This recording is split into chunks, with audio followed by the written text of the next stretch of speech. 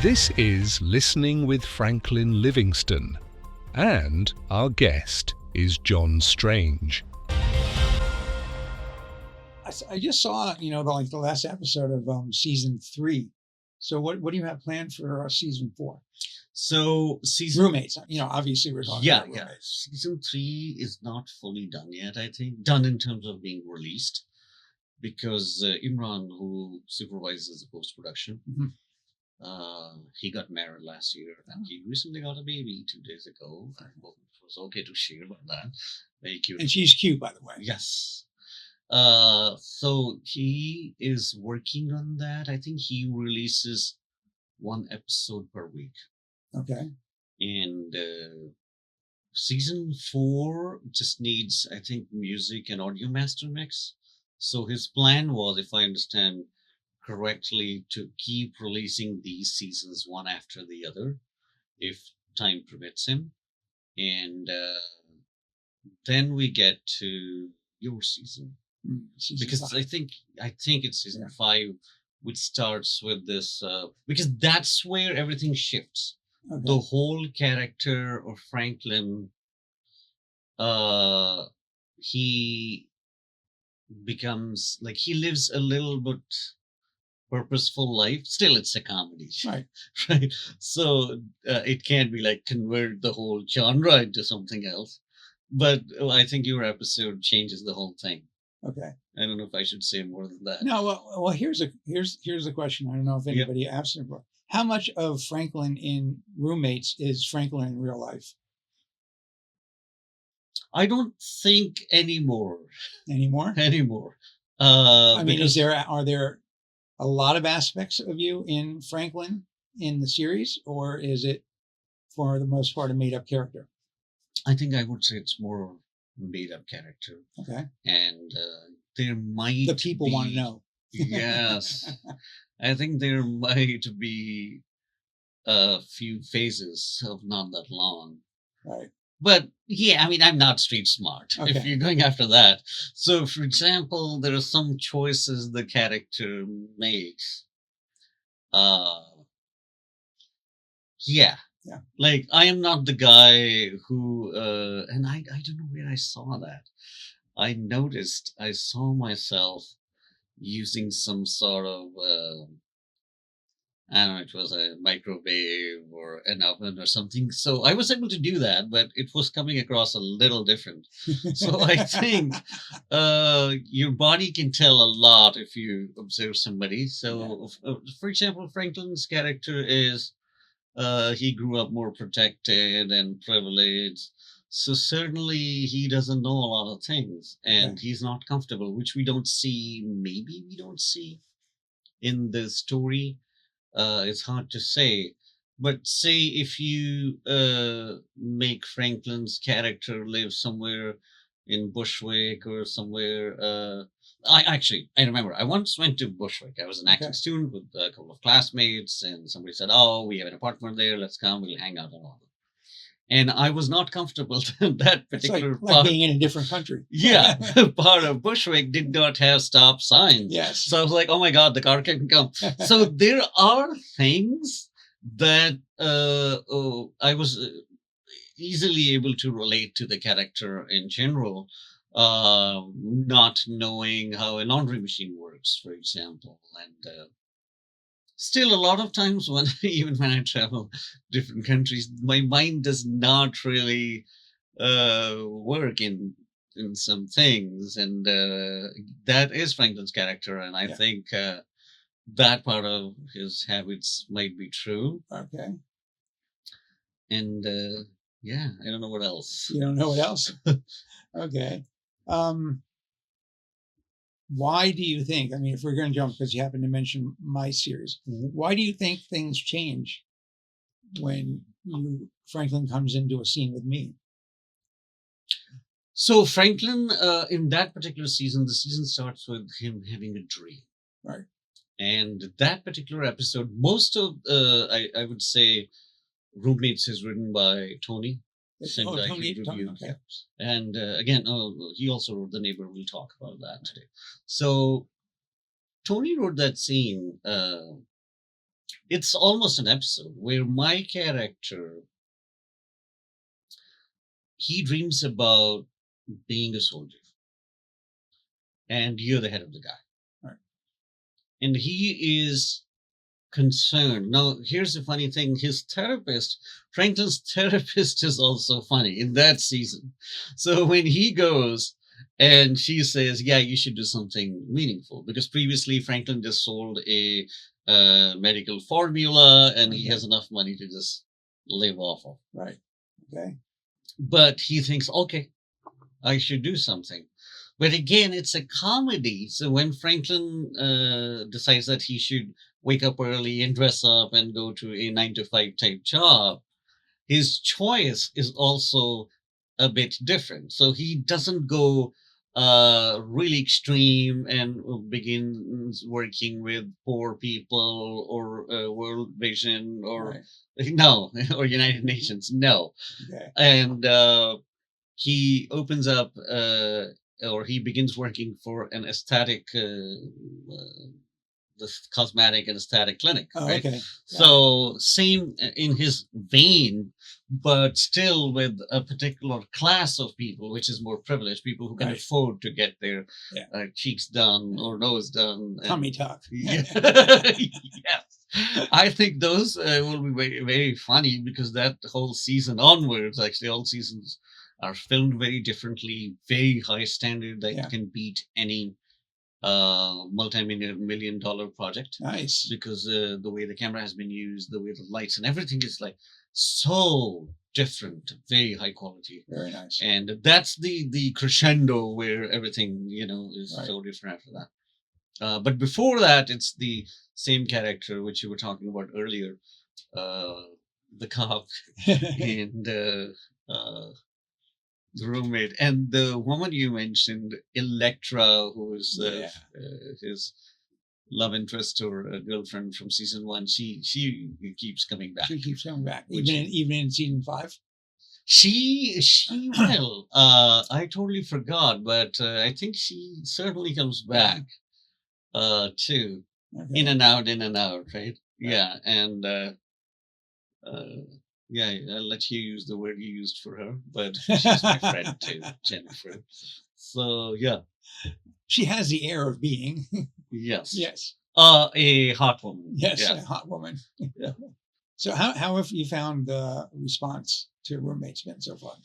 So now I'm getting a push. The reason was again these things require a lot of time in post production and funds Right. to Yeah. to keep polishing them and all. Now so my hope was that okay, if we want to make people laugh, we can just make them laugh through YouTube. It's a free thing; people watch it. But now I'm getting push from more than one person that no, we should just maybe do some revisions and aim for streaming services because, as you know, the world. Many people, I don't know if it most, they want to see what's the platform. The same movie, if it's coming through YouTube, it will have a different kind of meaning, maybe, Right. than say a streaming service. And same with abrogation. When first time I I was working with a different company and we got approved for, I think they use the word tier or something too. No, group. So she was like, okay, group B, it can go on this streaming service. And I was like, no, I want the top streaming services and the top in the US, which has more subscribers than any other streaming services, Amazon Prime. And they were like, okay, so we can't promise because of this and that or whatever. And I was like, no, we will keep revising it and whatever the quality you want, we'll match up to that standard, but Right. I want to aim for that streaming service. And thankfully that happened, but it was not an easy journey because it takes a lot of time, a lot of effort, a lot of patience, a lot of listening, and you listen to them, what they want you to do.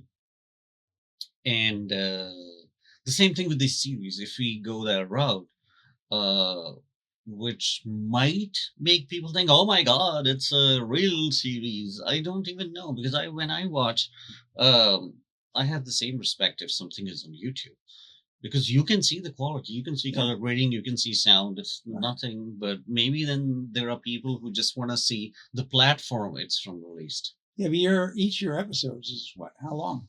So I went with the idea initially that our episodes should be smaller than the average episode. Right. When we started, the episodes were running like sitcom was mostly on. I personally liked CBS style sitcom. Okay. Then there was a new trend, dramedy. And the show we watched, one of the guys who, in my view, is the founder of sitcoms in the US. And he made a comedy series, episodic, slowed down without laugh track and music. So the acting was not like ta ta ta ta ta like theatrical. It was more slowed down, and I was like, okay, maybe we should aim for that. And I aimed for 10 to 12 minutes. Okay. But some streaming services don't want shorter episodes. No. So then we have to revise the whole thing and reestablish the seasons if we go that route. Yeah, that's why I'm wondering because you generally have got to be closer to a half an hour at least. 20, I think 25 minutes. 25 20, minutes, 25. exactly. So that's almost double Yeah. what you have shot so far for it. Because it's a situational comedy, right? So combining the scenes shouldn't be a problem. Right. The only difference is we might have filmed 100 episodes and that'll become then a condensed version. Right. And then we might take out some stuff, might not. There's a lot of that thing also, like this movie, Abrogation. You might have noticed there are couple of scenes less as compared to the first rough cut you might have seen. Yeah. So that's why, yeah. Okay. It'd be interesting to see how that works out. But it's totally different. I was surprised when Tony said, "Oh, Franklin is so big and all that in comedy," because that's what he sees me usually. He's writing the series. And here he was like, "Oh, he was so different. He was subtle in the movie," because I was trying to differentiate between the TV acting and the film acting. Film acting, yeah, it's very different. It is, if you know, because I think it's a sad reality. I don't know back then when you were studying how was it, but mostly schools teach you how to act, and that act means theatrical act. They don't say it. I don't even know how. Usually these programs have acting on camera one class or two. But the nuances, I have learned this during filming. Film acting is difficult than theater. Well, because theater you have to be big. Mm-hmm. Because theater has to translate all the way to the back of the room. Mm-hmm. So you talk louder, your expressions are slightly larger. Mm-hmm. And there's no or very less, almost rare nonverbal. Yeah. And that's why our actors and expressions, don't translate super well in theater. Right. And that's why a lot of us, if you remember, because you have been in roommates series, you have been in roommates sketches, short film. So a lot of times when this nuances of being in the moment of listening, it becomes almost a debate with the actors, some of the actors, because they are not used to that. And they want to say their line and they want to and also remember when we say don't overlap? Yes. So it's like for them, it's awkward and weird. Why is he saying that? Or have to slow down, right? And, or take a beat, a quick breath between these things because you're breathing. If the camera is here, you can't see it. And your eyes moving and what your eyes are telling, it should connect with your inner monologue or even your monologue. And a lot of people hate that. Yeah, Because it takes way more time to fix those things it because does. we are not used to. Because when we are in acting school, I've been to so many acting schools, memorize, come in front of the other students, do it, teacher will fix you. And they would usually say faster, faster, which beat works for a certain kind of comedy, like Mhm. especially laugh track comedy. But if that's not in fashion anymore, still you have to drag not in a negative way, but slow down. Right. And the pacing and the physical action. A lot of times in theater, you can't do the physical actions you can do in a movie. And doing Most of the time, you can't. yeah, making like It's too big on stage. right. It's not big is not the right word. Visible. It won't be It's more visible, visible, for the audience who's sitting at the Right, really exactly. up in the balcony or at the back. Right. Yeah. Yeah, I mean, a lot of people, for me, Carol says I use my stage voice, which she says I always talk too loud for the most part, and she's right because At home, you mean? sometimes or when I'm in crowds and stuff like that, and she's right because I do speak differently when I'm in a play than I do when I'm in a movie like with you or or a short like you. I'll kind of talk the way I am now, but in a play I'm going to be talking more like this, and I don't consciously realize when I've shifted from one to the other. But Carol goes, "Stop it! You're talking in your stage voice." It's interesting. Yeah, that's the way you were trained, and you Yeah. took voice lessons. Right, exactly. So yeah, you're Yeah, and I was trained in theater. like, I was never actually. I was trained in commercial work, which kind of gives you TV, and film. But mostly, I was trained in drama, on stage work for the most part. because I think the great thing about you is you maybe you're so aware already that you don't do anything that the director needs to change. Like, for example, your gestures or your actions. The neighbor, as an example, you were so contained. And even if there's a distance, there's a scene. I've seen the rough cut. Oh, you have? So yeah, so that's why. So you were talking to my character from the living room, and there's a scene where I'm sitting maybe as far as that door. Yeah. And you're like, "Hey, I like that Anya girl," as an example, right? Yeah. So you don't have a need because it's a film. You don't have to say, "Hey, I like that Anya girl." Yeah, exactly. Right? Yeah. And that distance is shown because we're not going to keep you in the white shot ever. So once we have established the location, then it's a medium shot or close up, Right. depending what you're talking about. And it's very, I think, very nice and warm conversation. And then my character says, "Yeah, I wish.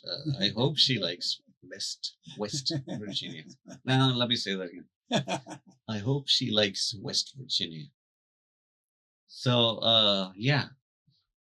So I think that's great about you that you work within the given circumstances, literal given circumstances, and then same with the emotions. Mm. And some of us, I think, we struggle with I gotta do something, or maybe. Yeah. See, people, too many actors, and especially when you're starting out, but even on down the line, think you have to be doing something. You don't have to be doing something.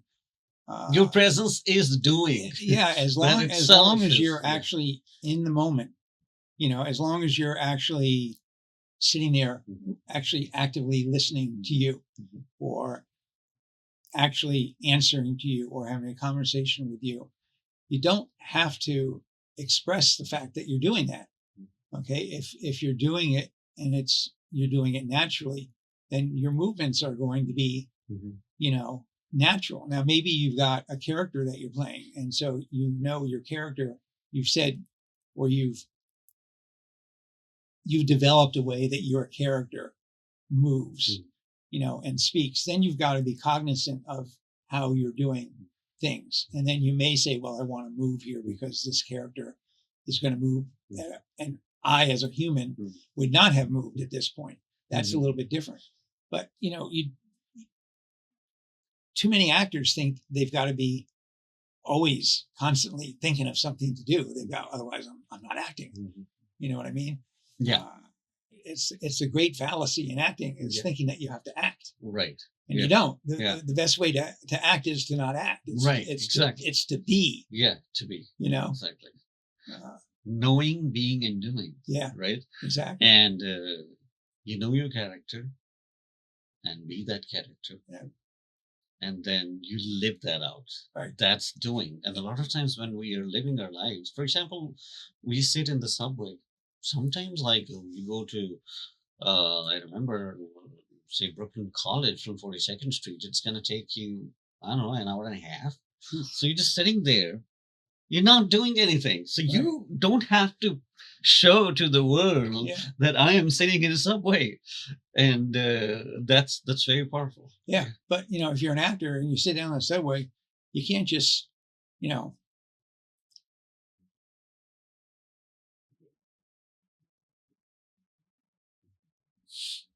like you would. Yeah.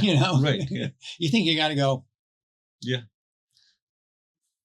Then you're looking like because your objective. You got to make faces, Yeah. And that might change your objective. Yeah. Slash action. Right. Whatever you're playing or not playing. Right. And that might also change the character. Right. If the character is an introvert, let's say, shy, then that character will never do that. Correct. And if may even shrink. He may actually sit down on a chair and go. Yeah. Exactly. And if you find the need to do something, you might end up ruining your character. Yeah. Right. And then you got other people that are going to go. Yeah. Absolutely. It's like I got that at two different institutions. One was at Yale. The other, I think it was in London. So they asked the students, these acting teachers, to stand in line as if you're waiting for the train, right? And they don't tell you to do anything, which personally I used to hate, but they just want you to do that. And a lot of students will begin doing like this, right. looking at, oh my God. Yeah. Right. And that's like showing, or there's a phrase in the acting world, show, don't tell. I think they tell that, hey, I am waiting for the train. Right. Exactly. And, where the average person just sort of stands there, and they're looking at the other wall, maybe they're looking down and, playing with the, the bricks and they can line their foot up with the line, things like that.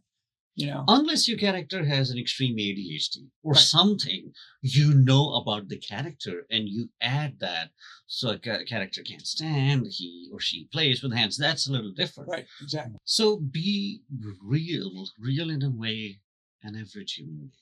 Right. And that's the most powerful way to act in the modern acting world. Correct. Even, and so if you remember, there was a house, 3-story house we rented in Harlem to film. Right. To film. That's your house and your wife's house, and we use the kitchen, your kitchen. So there's a scene in the kitchen between me and your wife.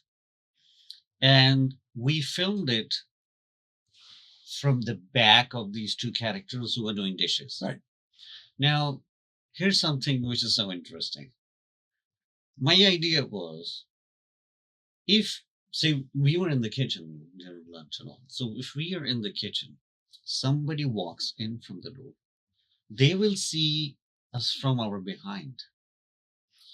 In filmmaking, you can always you can have another take and mix it up where you show the front side. Right. But I thought, if we are showing only the back side, maybe that's more realistic.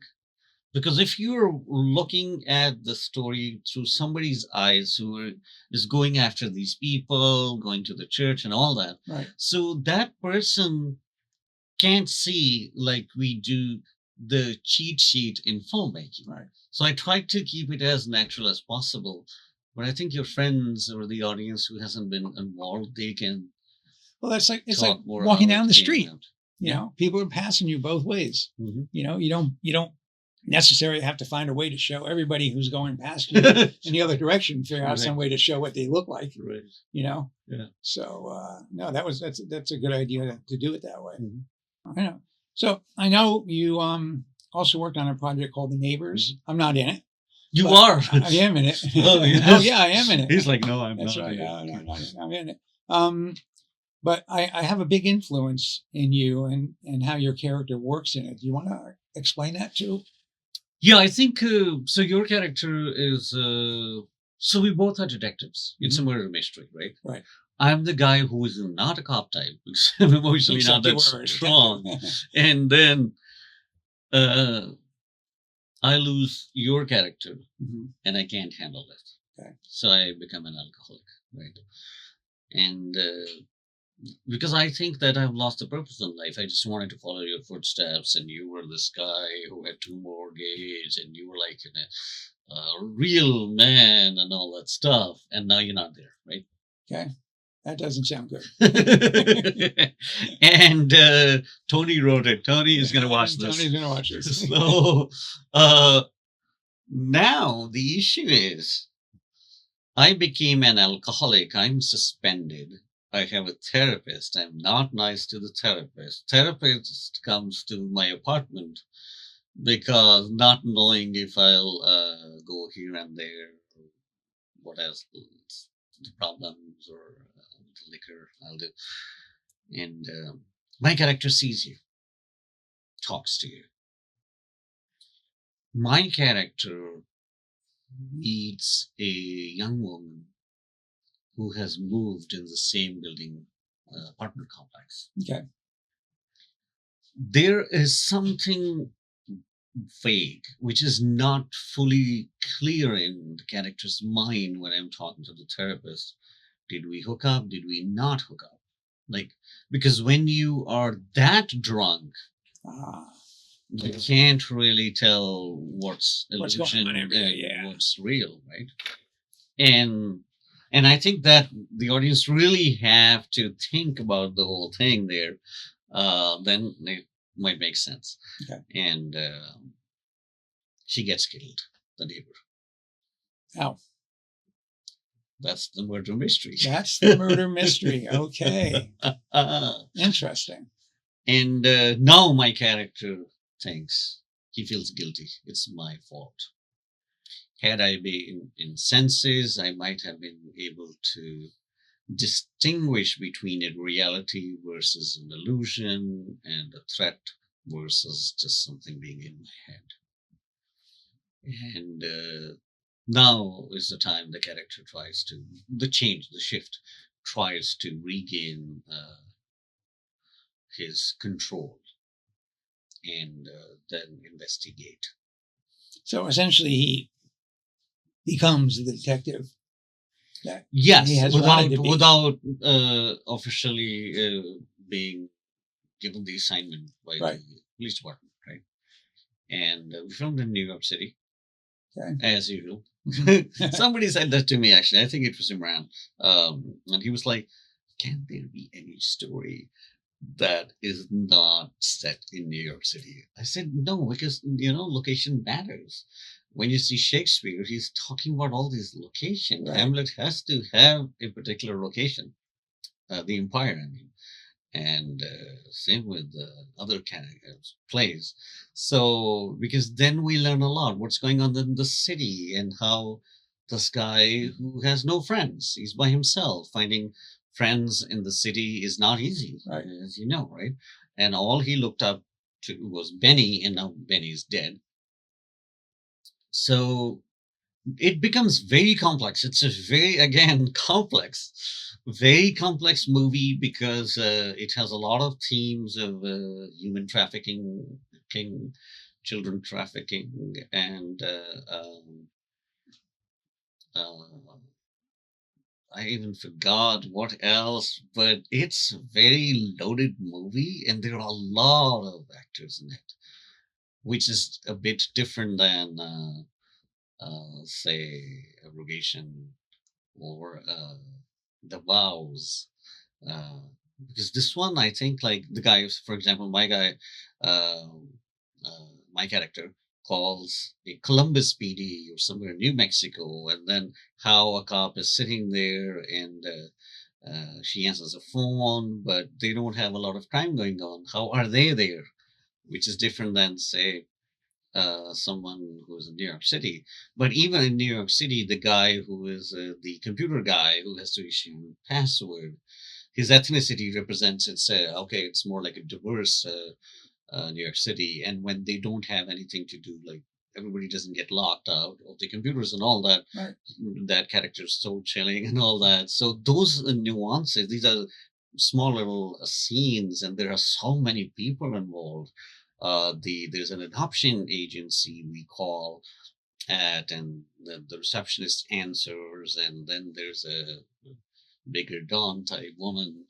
She was here, by the way, a couple of days ago. Yeah. So I think that's a very loaded, but your character is the driving force, because even the guy officially investigating this case, the detective on duty, there's a line I think he says that, hey, listen, Benny will be proud of you of something or not proud of you of something. So that reminder that, okay, you are still in a way accountable to somebody, and live out your call and don't just like ruin your life.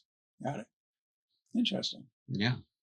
So you're that guy. What happened to that shirt? You had a blood stain here on that shirt. Yeah, I know. I don't have that anymore. Oh, is it the same shirt? Yeah. Oh, wow. Okay. It came out. Oh, great. I thought you might have to burn that shirt. No. I put it to the laundry, and actually I washed it at home first, and then put it to the laundry. And, so John's shirt, the character he's playing, Benny, had a bullet blood stain, right? Yeah. Because he got shot in the movie. All over the shirt. Yeah. Yep, this is it.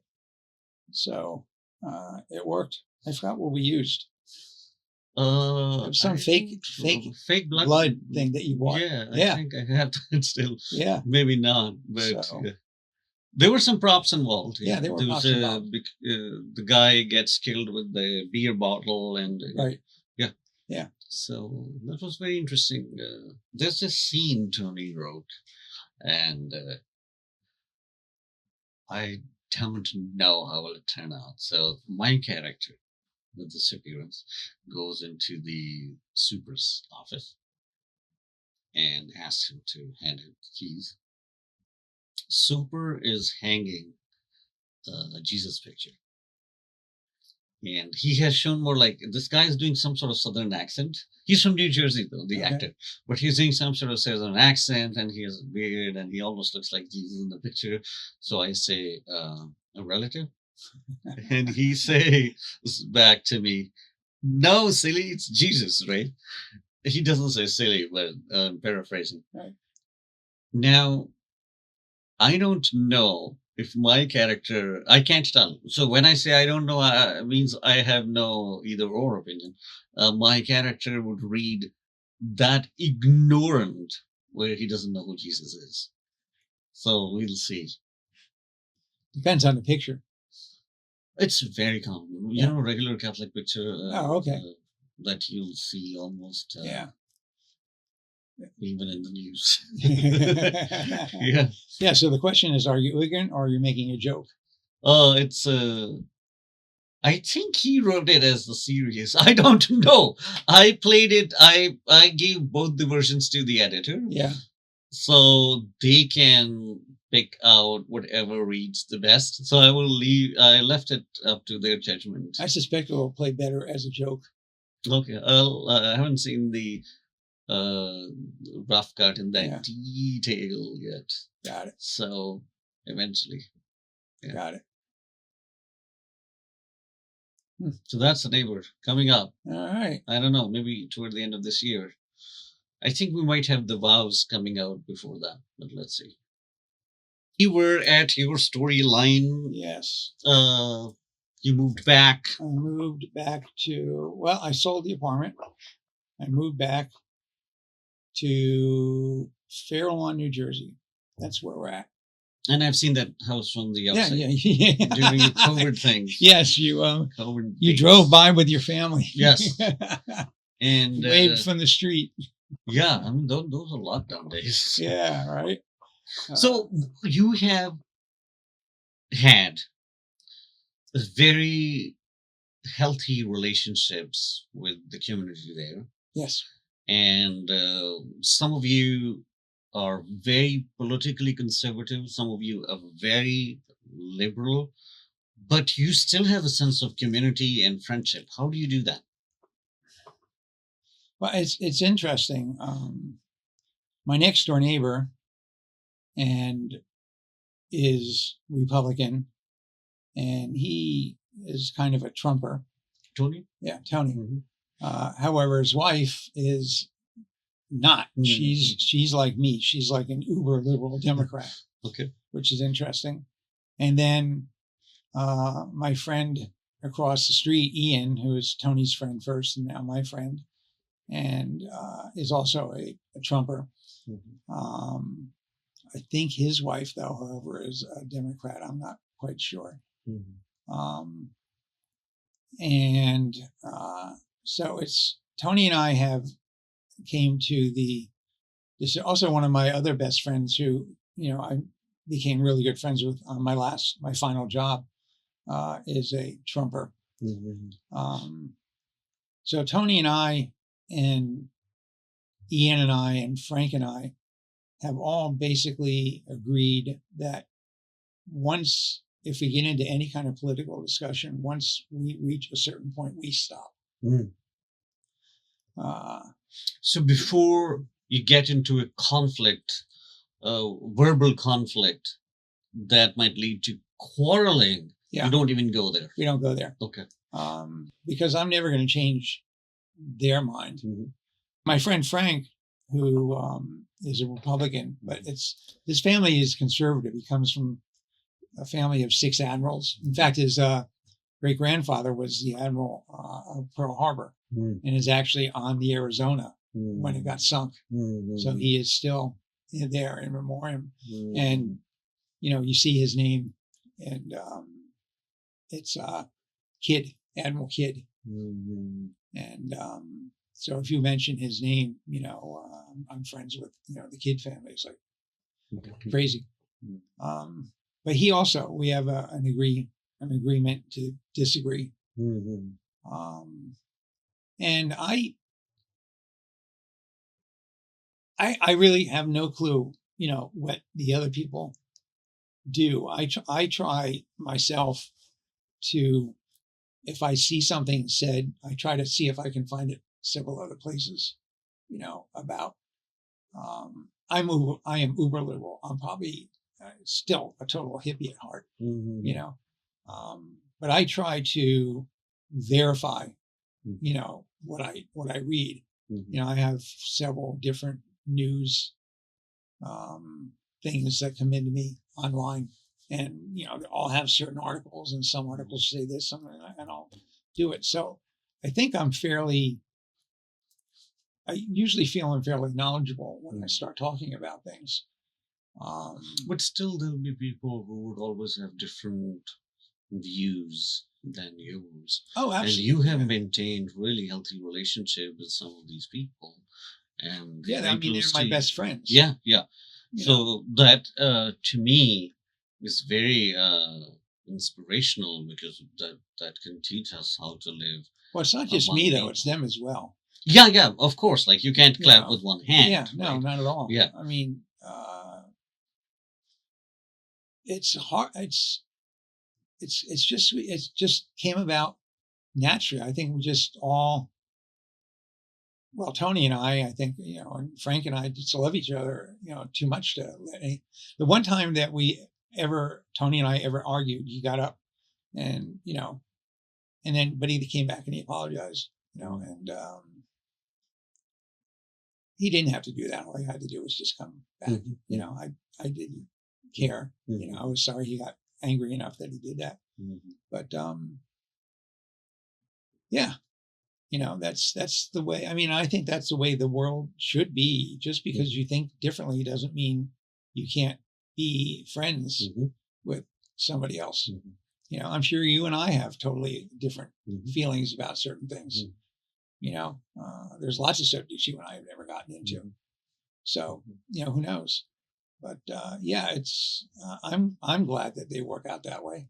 Quite frankly, it would be terrible to have a next door neighbor that you couldn't have a conversation with. Yeah, and that happens around the world. Yeah. Because of religious differences, because of the sectarianism, and Well, that's why the world is the way it is. And Yeah. You know, like If- you don't like our God, so you're no good. yeah, You know, absolutely. you don't feel about this, so you're no good. Mm-hmm. You know, you don't like this color, you're no good. Mhm. So, I mean, instead of going, okay, well, that's fine. Mm-hmm.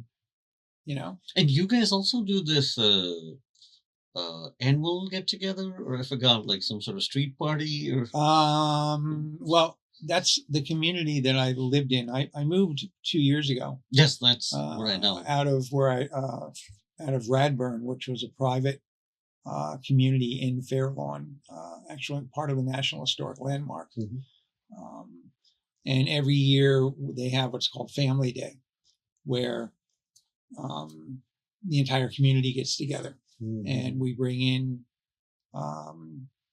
games for the kids and food trucks and you know all those sort of softball for the adults and swimming matches and stuff like that for 2 days. And we bring in a DJ at night for dancing. And I was on the board of directors for the community for a few years, so I was in charge of that for I think 2 or 3 different years. I put that together, and then I was also Cub Scout master for Radburn for the entire length of time that both of my kids were eligible for Cub Scouts. So I don't know, 9 years, something like that, 10 years, something like that. How did I get that?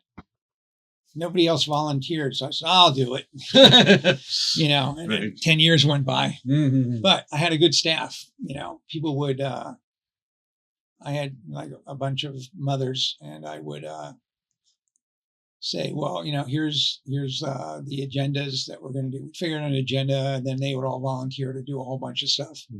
And then I'd basically get briefed on everything that had to be done. And then I would run, you know, the monthly meetings and, you know, take everything that they had fed into me and run the meetings and, you know, the yearly campovers and stuff like that I would run, and the hikes and things like that we had throughout the year I would run. So, you know, it was definitely a group effort.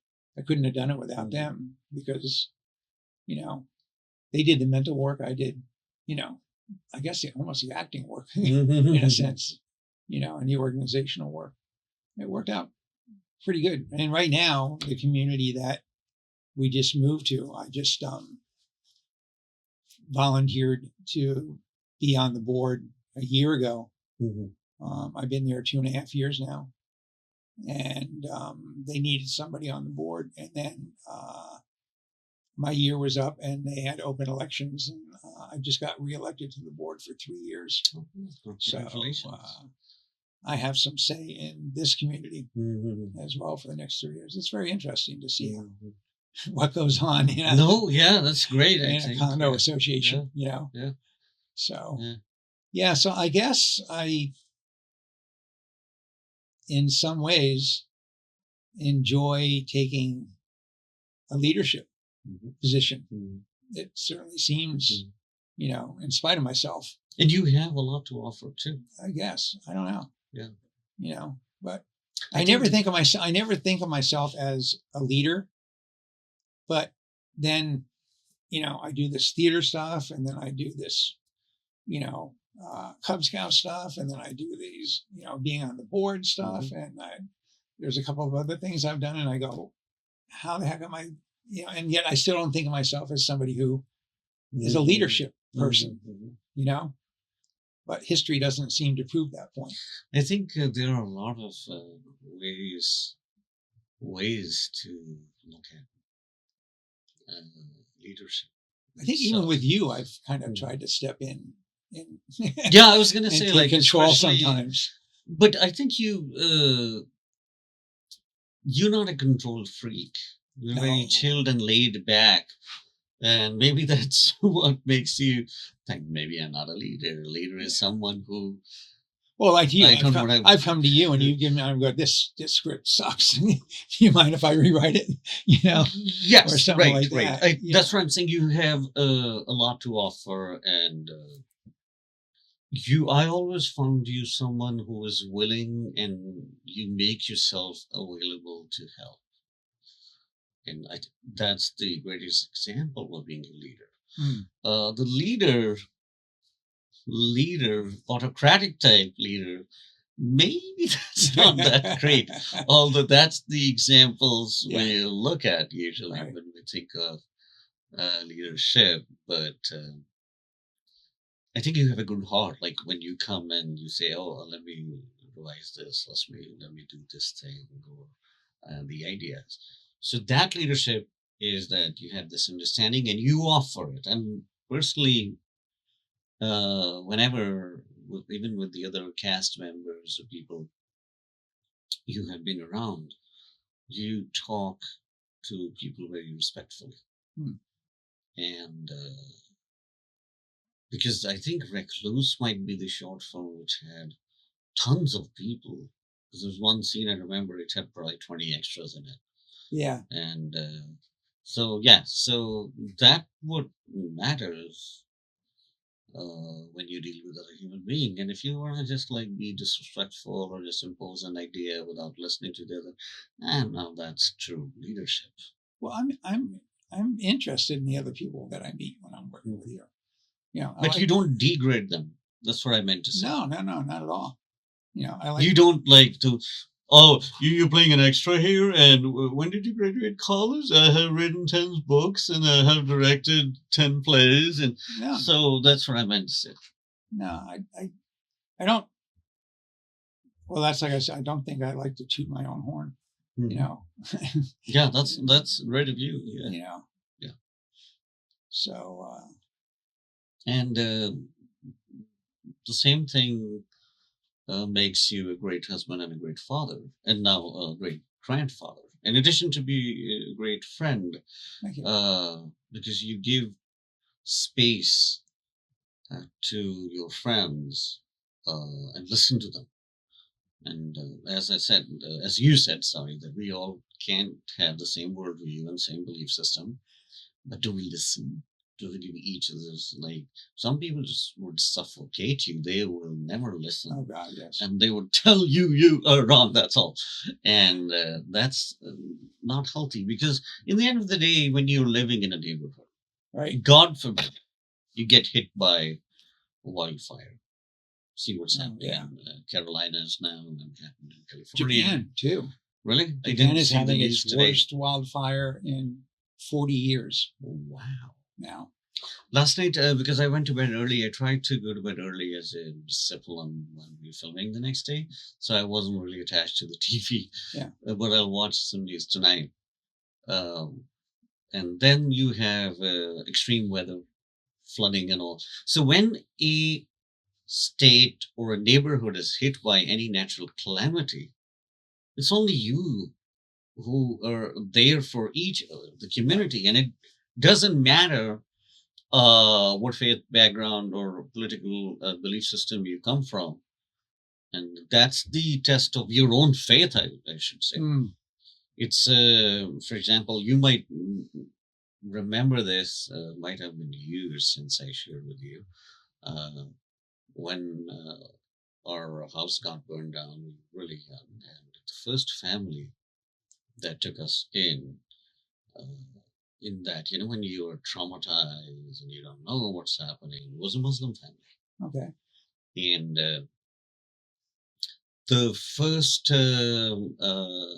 my sister's teacher, the first woman who gave us monetary help, which was more like clothes, something, might be some cash too, I don't remember, was a Muslim, and she was a very practicing Muslim with a covered head. Yeah. The first family wasn't that, but still they were Muslims too. And that's where uh, we started after that, and because the immediate neighbors who were present on ground were these people, and people over because first of all we did not have any religious community nearby that identified with us, and our relatives were not in the same city or state. So that's what true humanity is. That's the test of your faith. Right. Now, if your faith teaches you to love your neighbor yourself, am I able to listen to my neighbor if he or she is not of the same belief system as me? And the same thing, like these neighbors who helped us were of an Islamic background, and it was test to their faith. Right. That if their faith teaches them to love the other person, other human, did they do that right or not, right? Mm-hmm. And that's what I think is missing within some of our communities, as you mentioned, and I wish it wasn't like that. It's getting worse. Unfortunately. Unfortunately. Yes, yeah. So you have so many accomplishments, achievements, and of course it came with some pain and suffering and struggle. Where do you see yourself now heading to? I know you enjoy your time with your grandchildren a lot. And Yeah. you travel from Far a state to another state. Yeah, far, far away. and wide, doing lots of cruises lately. That'll end probably at the end of next year for a while. In April, you're traveling again. April, we're going to cruise around Scotland, I believe. Then I think in November we are cruising around Japan and into Thailand, which is nice. And then next year we have a cruise that we're going to go down from Florida down the coast and through the Panama Canal and up to, I think, LA. And I think we have one other one. And then I think we're not doing anything for a while. It'll be, U.S. You're going to continue acting and writing during the breaks when you were here in the U.S.? Yeah, the bug has started to hit me again. I haven't done anything since the last thing I did with you. So it's like a year or so since. We started a movie and we had to shut it down. Yeah, we had to shut it down. Yeah. So since then, I haven't done anything. But now that Abrogation came out, I got something too, which I'll have to talk to you about, how to get some segments taken out. I have something. It was funny. We had dinner with somebody the other night, and I said, "Oh, you got to watch it. It's on, Amazon Prime." And she's going, and for some obscure reason, I had, a 74-year-old mind block, and I went ab, and she goes, "Let me look it up on IMDb." So I said, "You look up my name." And so she looked up my name, and it's the first thing that comes up under my name. And she goes, "Oh." And she goes, "You got IMDb credits?" And I said, "Yeah." You can. I think you can even type your name. That's what I did. The Amazon bar, search bar, and it should come up. I think so. So it came up. Oh, cool. And so they're going to watch it. Oh, great. And but it was interesting, to be able to have that happen. No, that's great. Yeah. There's a lot of weight, and I think COVID ate up a couple of years, and how many? Couple of years, because first year we finished filming in January 2020. First year, the editor just wasn't able to work on that. Right. Then he sent it back. No, 2 editors were changed first year. Right. Third one started next year. He was changed. There was a lot of footage lost because the whole world was so uncertain. People were losing their jobs, and somebody was getting kicked out of the studio. Somebody was not able to pay their house rents. So there was a lot of issue going on. Yeah. So it got delayed. Yeah. Well, I know I've got at least 10 people that are going to be watching it. Oh, cool. So if not Right. more, that's Yeah. great. Like which is good. party. Yeah. Yeah. So, but that was nice. Mm-hmm. So, now that I've got that, that I can point to, I think that's the biggest. And I've got a few of the shorts I've done with you, and now I've got 5 or 6 screenwriting credits with working with you. I think you should aim for the production that wanted you to realize the character. Yeah.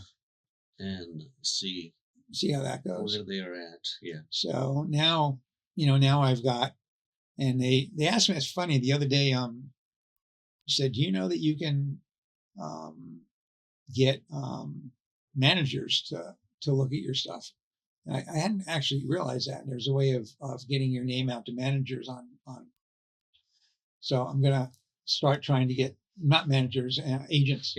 There is a there's a Okay. casting platform. Yeah, I use it online, and they have actually. I'm just bad about a couple of things. They have asked some of us, and I was honored to be a part of their. What's the word, like? Someone they would reach out to and say, "Hey, would you be willing to take a look at a talent's resumes or material, or yes, consultant, some sort of yeah." And first thing I might have said yes, and I forgot to respond or whatever. But there are people who would. There are ways they would send your material to other people, right? And if you remember, I used to do that with my short films because I was still in like passionate, crazy student type mindset. You were going crazy there for a while. So yeah, I sent a recluse to a film festival, which used to grade your work. You said it did well. Yeah, I was surprised. Yeah, I was surprised, and that's enforced some of my idea. Okay, people who act with me are doing great because they had like 10 out of 10 on acting, directing. They gave 9 on something which I don't remember. Some sort of technical stuff, maybe, but rest of it was 10, which I love that because they give you an explanation why. So now what I do is I usually and you were a bit more primitive than you are now. Yeah, back then, in some ways. Yeah. Now I think I rely on more like having other sets of eyes. Yeah.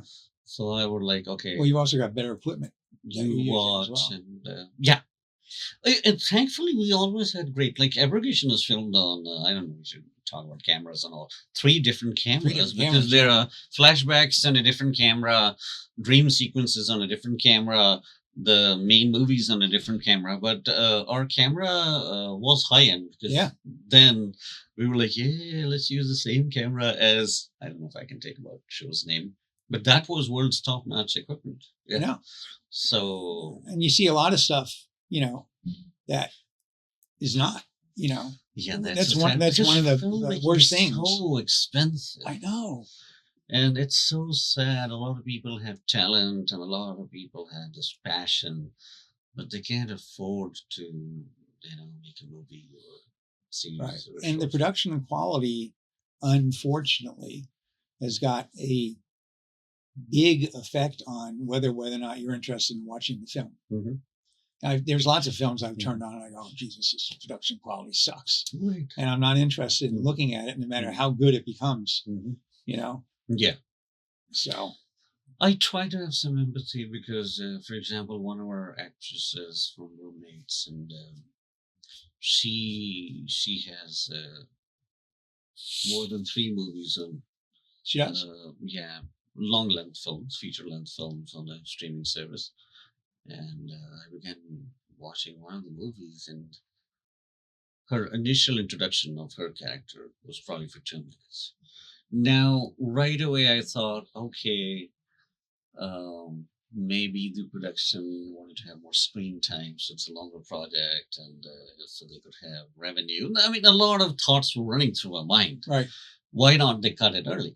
And But that's a fact. A lot of people have passion. They can't afford. Everything is so expensive, and Yeah. it's not easy to make a movie now. No, it's not. It's not easy. Mhm. But that's why you got to try to figure some way to come up with $2 or $3 or $4 million. Yeah, I wish I had like more than that to make Yeah. one movie, and Right. yeah, Uh, because still it'll be a low budget movie. it still would be Yeah. low end movies, Oh, but yeah. got to try to figure out some way to do that. Yeah. But so anyway, to answer your question, yeah, I'm gearing up. I'm ready to do work now again after like about a year's hiatus or so. Great. So That's great. because after a while I start getting antsy. Mhm. Yeah, that's so understandable. and my mind starts. I find myself ideas and things start, scraps of ideas and words and sentences and characters start floating. Like I've got some great ideas for a couple of novels Oh, right cool. now that are Yeah. that are floating through my head. Can I tell you? Sure. Yeah. I don't know if I told you one. One is about a demon, Mhm. and his ability is that if he touches you, whatever your greatest strength is becomes your greatest weakness. So, say you're a firefighter and you don't have any fear of fire, and he touches you, suddenly flames are your biggest fear. So, say you're a firefighter and you're at a fire and he comes up and touches you. Yeah. Yeah. Oh my God. The book starts off with a bus driver who was, as a small child, was locked in a closet that was painted yellow. Her mother constantly locked her in a closet that was painted yellow, and she's forgotten about this. And the demon creeps on the bus, which of course is yellow, and touches her while she's driving the kids to school. And she freaks out in the middle of the bus and throws herself off the bus. And the bus is driving down the road with the kids with no bus driver. That's the opening chapter in the book, opening scene in the book. And it starts that the book is about, since the dawn of time, this demon has been destroying civilizations by going in and doing this. And the only people that can ever be affected are people that have a strong enough phobia that it nullifies the touch of the demon. And so the demon comes into a town, and and whatever happens, as soon as that person gets touched, everybody else around them only sees them for the way they are after they've been touched. They have no recollection that the person was ever the other way. Okay, so that's how everything develops. And the creature lives in a pocket universe and always develops a pocket universe on the top of a tree. So it goes to a branch and then falls in. And so this comes to a town with these five different people that have horrible phobias. And out of the entire town, they're the only ones who start seeing the creature and what's happening in the town and how they all come together to fight it. That's one book. Very cool. Yeah. Yeah. I think it's pretty interesting, and it's kind of unique. We have a lot of suspense. It is a unique idea. It is a unique. And the other one is called The White Vampire. Okay. So it's a little bit different. Vampires actually have a lifespan, but it's very long. In real life? In the book. Yeah. I was like, in real life, how do you know vampires, John? And you have good vampires and vampires, black vampires and white vampires, both of whom live off of blood, but there's a symbiotic. White vampires have always had a symbiotic relationship. Black vampires are the exact opposite of that. They're despots. They're cruel. They mangle. The only time a new vampire can be born is when an old vampire dies. Okay. So if they want to have, there's this constant battle back and forth to have new vampires be born because they're the weakest. Okay. And they have the least amount of development. So it's what happens when it's the battle between the two and the two leaders and the two factions within the two on how they come together and how they interact with humanity and stuff like that. It's two different races of vampires, and that's that one. So it's called the White Vampire, which that one's a little bit more difficult to put together. And then I've got a third one in the Maxie's Gym series where he has a best friend who builds a gym in I told you that one already. Yeah. Out in Coney Island. Not knowing that the area that he builds in is run by the Russian mafia, and he doesn't get permission from the Russian mafia. And then when he won't kowtow to them, they blow his gym up. And the kid tries to find out who, investigates that and, comes up with people that do that. So those are the 3 books. Yeah, those are really cool. I think you should continue working on them. So, and also maybe consider converting them into a screenplay. Yeah, well, Maxie's Gym. Well, you did that. I did that. That's the one I want to try to get done. So, anyway, no moral message in there, though. There is always a message because, I always look for a message. Yeah, you always. Everything you do has a moral message of some sort. I mean, yeah, that's the mission of my life. Yeah, that is the mission. No, I mean, you can still like the demon, right? Right. And the symbolism and all. Right. I don't want to like really ruin it. Yeah. But I think we can learn from a lot of things, including symbolic and sci-fi. Yeah. Now everybody who hears this is going to take my ideas. Yes. Please don't. Please don't. Please don't do that.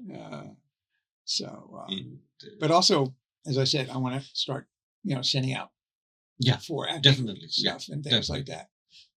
Now that navigation is out, so cool. Well, we do wish you well. Thank you. And we do appreciate you coming over today. Thank you. I personally am very grateful that you came over and spent time talking to me and all of us who are listening. Thank you very much. Sharing your experiences, achievements, and joys and struggles so we all could learn and grow. And if only I could live learn a healthy life. Yes. He already learned it. Yeah. Thank you once again, John. My pleasure. All the best. Thank you.